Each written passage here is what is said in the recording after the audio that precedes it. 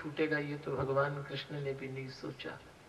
धीरे कदमों से भगवान चलते हैं। आज बलराम जी देख रहे हैं और उनको लगा कि प्रतिदिन इस कक्ष में से कूद के बाहर जाने वाला ये व्यक्ति एक क्षण सीधा नहीं चलता हो, जो इतनी लहर जिसकी देह में हो, आज कैसा खामोश सा है। धीरे धीरे चलते हैं, चलो दाऊ। तब बलराम ने कंधे पे हाथ रख के बोला, कृष्णा क्या बात है?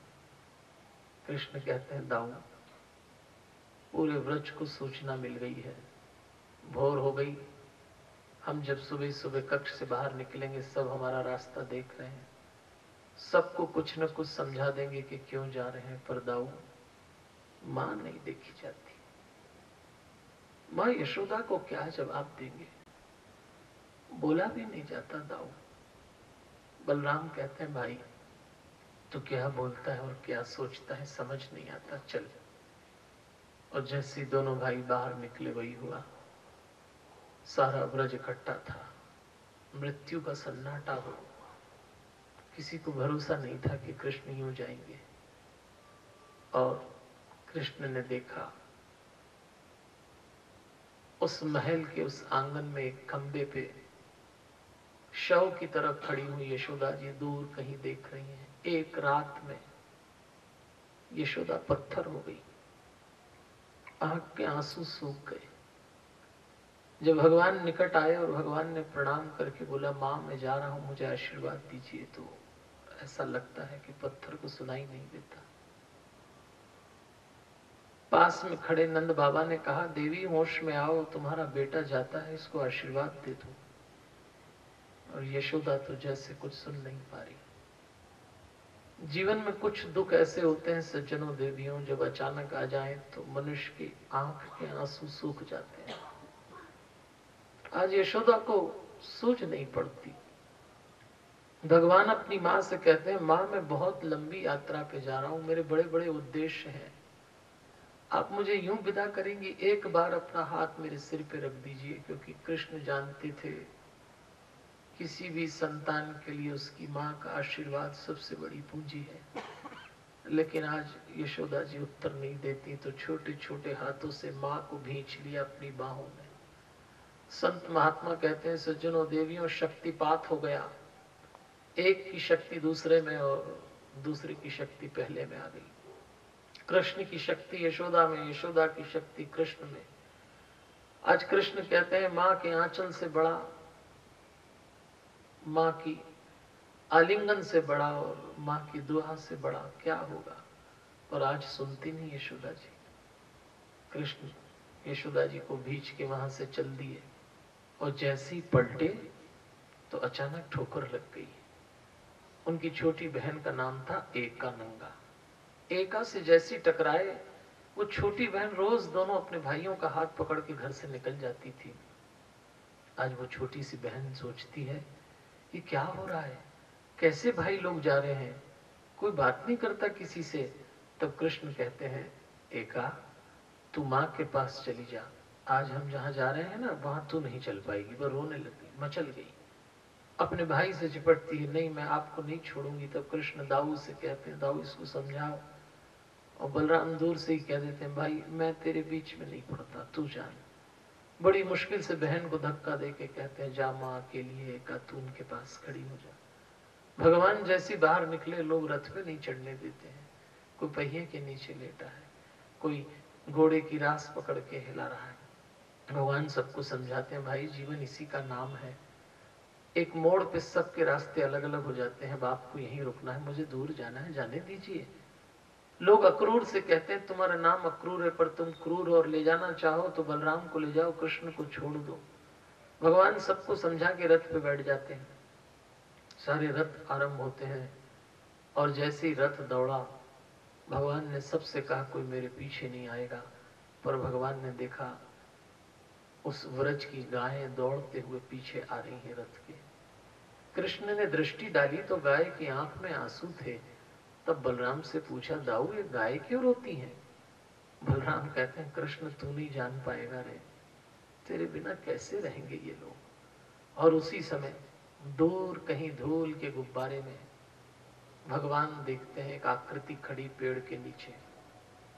कृष्ण रथ रुकवा के रथ से उतर के उस आकृति के पास जाते हैं तो देखा राधा जी खड़ी थी। एक रात में राधा 80 वर्ष की बूढ़ी हो गई। राधा ने कृष्ण को देखा तो कृष्ण कहते हैं, राधा मैं जा रहा हूं और इस व्रज में मेरी कोई बात नहीं समझ रहा, मां मुझसे बोलती नहीं है, व्रज के लोग रूठ गए, तुम तो समझो राधा, जीवन उद्देश्यों के लिए बना है, कर्तव्य की पूर्ति के लिए कई बार अपने अतीत से कटना पड़ता है। मैं व्रज को इसलिए नहीं छोड़ रहा कि मुझे व्रज छोड़ना है, लेकिन एक भविष्य मुझे पुकार रहा है। राधा मेरी बात को तुम तो समझो। 18वीं बार भी समझ ही नहीं आया कि जीता कि नहीं जीता, मैं पता नहीं कहां भागा है, लेकिन मैं इससे 17 बार लड़ा हूं और एक बात बता दूं, इसका नाम कृष्ण है। ये बिना किसी काम के कहीं जाता नहीं और बिना लिए कहीं से आता नहीं है। आया है तो कुछ न कुछ करके जाए, खाली नहीं आया। अरे लोगों ने कहा यहां क्या करेगा आके, मानने को तैयार नहीं रुक्मी और शिशुपाल, हम सब निपट लेंगे, इससे कुछ नहीं होने वाला है। सब अपनी अपनी व्यवस्था में लग गए। दूल्हा शिशुपाल अकेला बैठा तो बूढ़ा जरासंध उसके पास आके बोला, बेटा शिशुपाल मैं बूढ़ा हो गया इससे लड़ते लड़ते, एक बात बताऊं, तेरी तो शादी होने से रही, मुझे दिख गया, तू अब भी समझ ले। उसको नहीं समझ में आता। भगवान पहुंच गए रथ लेके। बार बार भगवान वो पत्र खोलें, क्योंकि उसमें रुक्मणी जी ने लिखा था कि जब आप आएंगे तो मैं देवी की पूजा के लिए इस तरह से दास दासी सैनिकों के साथ आऊंगी। जब मैं पूजा करके बाहर आऊं तो आपको संकेत दूंगी, आप रथ लेके आइए, मैं जो ऊंचे स्थान पे रहूंगी, मैं आपके रथ में बैठूंगी और आप मुझे लेके जाना। तो भगवान देख रहे थे कि मंदिर कहाँ है, ओटला कहाँ है, सैनिक कहाँ है। भगवान बार बार पढ़े तो बलराम जी ने कहा, क्यों रे छोटे, ये बार बार चिट्ठी क्या खोलता है, जो आ गए तो आ गए यहाँ। बोले नहीं दाऊ, इसी में तो लिखा है, कहाँ मिलेगी, कहाँ दिखेगी, कहाँ से लेंगे। दाऊ ने कहा, तेरी होने वाली घरवाली बड़ी समझदार है, सब पहले योजना बना के दे दी। पर दाऊ बहुत प्रसन्न हुए कि तुझे ठीक ही मिल रही है, ऐसी मिलना थी तेरे को। और भगवान तैयारी करते हैं। आज हमारी माँ रुक्मणी अपनी सखी सहेली सुरक्षा अधिकारियों के साथ, सेविकाओं के साथ आई है। मेहंदी वाले पैर हैं, रुंझुन पायल बज रही है, कंकण बजते हैं, 16 श्रृंगार में मैया आई, प्रवेश करती हैं। देवी के मंदिर में दर्शन करके जब बाहर आई, अचानक अपना घूंघट हटा दिया। जैसे उनका घूंघट हटा, राज स्त्री जब घूंघट हटाए तो दास दासी को यह आदेश था कि गर्दन नीची करना है, आंख बंद करना है। सबने आंख बंद करके नीची की। मैया की जो बिंदिया की जो चमक थी, इतनी दूर तक चमकी कि भगवान ने दाऊ से कहा कि बस इस चमक का ही इशारा था। कण कण बजे, भगवान को सुनाई दिया। रुंझुन पैर वाले आमंत्रण भगवान को दिखाई देते हैं। बस भगवान रथ में बैठे, रथ दौड़ के आया है। मैया ने हाथ बढ़ाया, भगवान ने हाथ लिया, हाथ को पानी बोलते हैं, भगवान ने ग्रहण किया। बस यहीं से पानी ग्रहण हुआ। सदैव सदैव के लिए हमारे माता पिता जो मिले हुए हैं, आज भगवान लक्ष्मी नारायण मिल गए। भगवान ने कुदाया मैया को, रथ में बैठाया और कहा, यह स्थान सदैव सदैव से आपके लिए सुरक्षित है, बैठिए। और एकदम रथ दौड़ाया और जैसे रथ दौड़ाया, सूचना मिल गई, अपहरण हो गया, राजकुमारी को यदुवंशी लेके भाग गया। दौड़ो दौड़ो, भगवान ने कहा, दाऊ तुम इनको संभालना, मैं तो चला। और दाऊ ने कहा, जा छोटे मैं खड़ा हूं। तब तक तो लौ आए हैं, भगवान बलराम के भरोसे छोड़ के चल दिए। बलराम जी ने मार काट मचाई, सारी सेना भगा दी। जरासंध बोला, देखो मैंने कहा था ये होके रहेगा। शिशुपाल बावला हो गया। तब तक तो रथ पे बैठ गया रुक्मी और पीछे दौड़ता है अपनी बहन के रथ के, और बीच जंगल में जाकर हमने कल चर्चा की थी, भगवान श्री कृष्ण एक ऐसे अवतार हैं जिन्होंने अपने विभिन्न स्वरूपों का अपने भक्तों के लिए खूब उपयोग होने दिया। संभवतः ऐसे अवतार दूसरे नहीं हैं। कल हमने उपासना रूप में भागवत के माध्यम से भगवान श्री कृष्ण की बाल लीला और विवाह तक का प्रसंग सुना। आज भगवान की गृहस्थी में हम चलेंगे और अपने गृहस्थ जीवन में भगवान ने एक बहुत बड़ा अभियान किया था, वो था महाभारत। तो आज की कथा हम महाभारत से गुजरते हुए भगवान जब स्वधाम गमन का निर्णय लेते हैं तब तक के प्रसंगों को जीवन से जोड़ने का प्रयास करेंगे। इससे पहले कि हम कथा में चलें, आइए एक छोटी सी कथा सुनिए। आज भी काम आएगी और आगे आपकी जिंदगी में भी काम आएगी। ध्यान से सुनिएगा। कैसे हम किसी के जीवन को जब देखते हैं तो अधिकांश मौकों पर देख के निर्णय लेते हैं, और सच तो यह है कि जो दिखता है वो होता नहीं है और जो होता है वो देखा नहीं जाता। आइए एक छोटी सी घटना। एक दिन रुक्मणी देवी ने अपने पति श्री कृष्ण जी से कहा कि पास के गांव में एक संत आए हैं और उन्होंने उपवास किया है। आज वो उपवास पूरा कर रहे हैं। मैं उनको भोग देने जाना चाहती हूं, लेकिन एक बाधा आ गई कि नदी में बाढ़ है और मैं जा नहीं पा रही। आप कुछ उपाय करिए। भगवान ने अपनी धर्मपत्नी से कहा, ऐसा करो देवी, नदी के पास जाना और भाव और श्रद्धा से अपना सिर झुका के कहना कि यदि जिस संत को मैं भोग देने जा रही हूं वो सदा से उपवासा हो तो तुम उतर जाओ। रुक्मिणी जी को बड़ा आश्चर्य हुआ कि मैं स्वयं जिसको भोग देने जा रही वो सदा से उपवासा कैसे हो सकता है। लेकिन चूंकि पति ने कहा था तो जाके नदी के पास कहा उन्होंने कि देवी, जिनको मैं भोग देने जा रही हूं वो संत यदि सदा से उपवासा हो तो तुम उतर जाओ। और नदी उतर गई, उनको भोग दिया।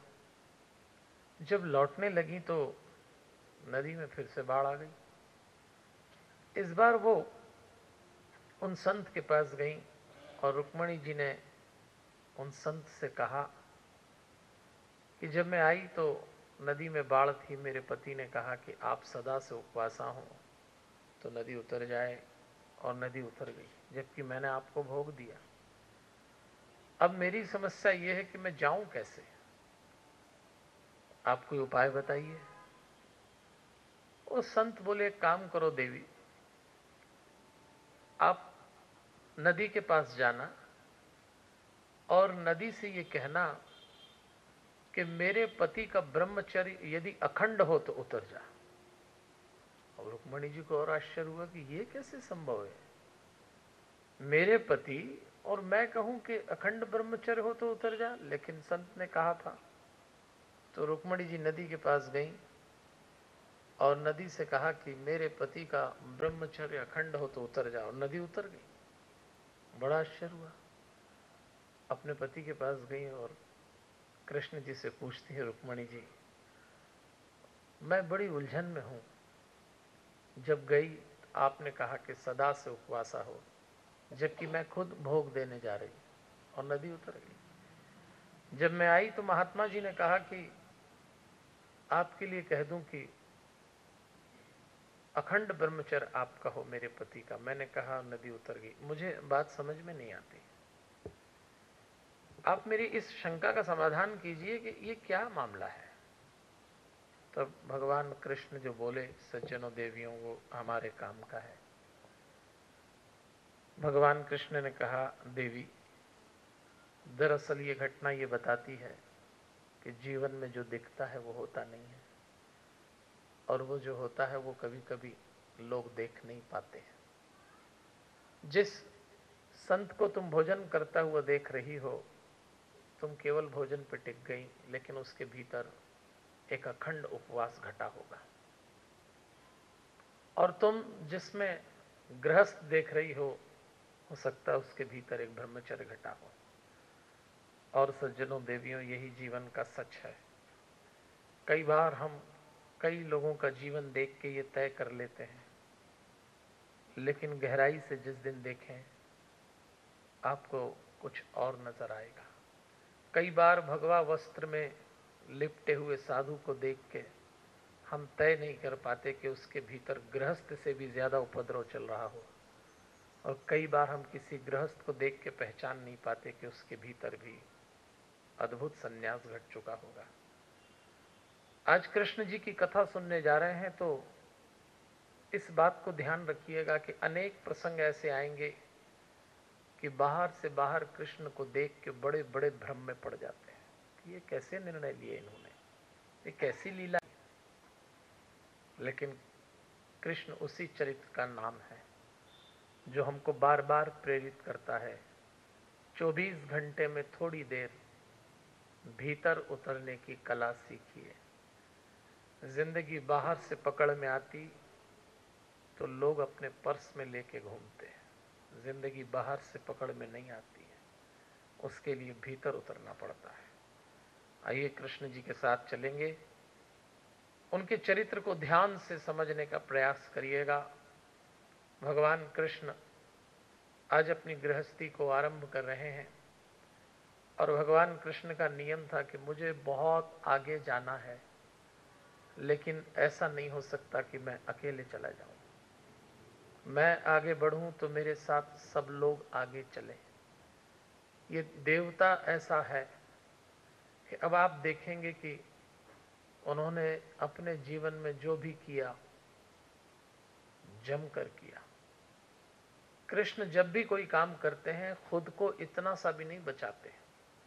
पति हैं तो पूरी तरह पति, योद्धा हैं तो पूरी तरह योद्धा, चिंतक हैं तो पूरी तरह चिंतक, और ग्वाले हैं तो पूरी तरह ग्वाले। जरा भी खुद को नहीं बचाते। बस हम लोग यही करते हैं, हम कोई भी काम करें खुद को बचा के करते हैं, और जब आप खुद को बचा के करते हैं तो आप 100% परिणाम ले भी नहीं सकते। कृष्ण नाचे तो जम के नाचे, बोले तो जम के बोले, और लड़े तो जम के लड़े। ऐसे व्यक्तित्व को आज हम समझने का प्रयास करेंगे, क्योंकि कृष्ण भगवान हमसे बार बार कहते हैं, भैया थोड़ा अपने केंद्र पे टिकिए। अपना केंद्र मतलब भीतर उतर के अपनी आत्मा को थोड़ा सा पकड़ने का प्रयास करिए, तब जीवन समझ में आता है। क्योंकि अगर आप बाहर जिए तो आप क्या करते हैं ये लोगों को दिखेगा, लेकिन यदि आप थोड़ा भीतर जिएंगे तो आप क्या होते हैं ये लोगों को दिखेगा। हम दिखते कुछ और हैं, होते कुछ और हैं। ये भेद मिटाने की कला कृष्ण हमको सिखाएंगे। आइए मैं आपको पुनः याद दिला दूं, हम भागवत के प्रसंगों को सुन रहे हैं। परीक्षित जी को शाप लग गया, 7 दिन बाद तक्षक नाग उनको डसेगा। जीवन क्या है, जीवन का समापन क्या है, मृत्यु का साक्षात्कार कैसे करें, इसके लिए वो सुखदेव जी से कथा सुन रहे हैं। 7 दिन के लिए सुखदेव जी